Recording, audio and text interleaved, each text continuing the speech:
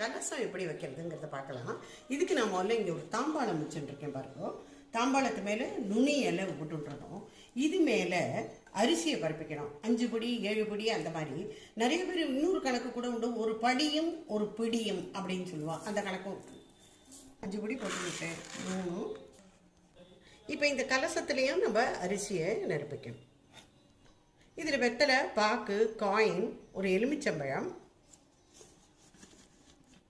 பழம், அப்புறம் இந்த காதோல கருகமணிம்பா இது கண்டிப்பாக வைக்கணும். இதை வச்சிடணும். ஒரு மஞ்சள் குங்கும பேக்கெட்டு, மாவளை வரைக்கும் மாவளை கொத்து இதில் வைக்கணும். ஒரு தேங்காயில் நல்லா மஞ்சளை தடவிட்டு குங்குமமும் விட்டு இந்த மாதிரி வைக்கணும். அதை அப்படி மேலே வச்சிடணும். இது பாவடை ஒன்று வாங்கியிருந்தேன், அதுதான் சாத்தியிருக்கேன். இது அம்மன் முகம்.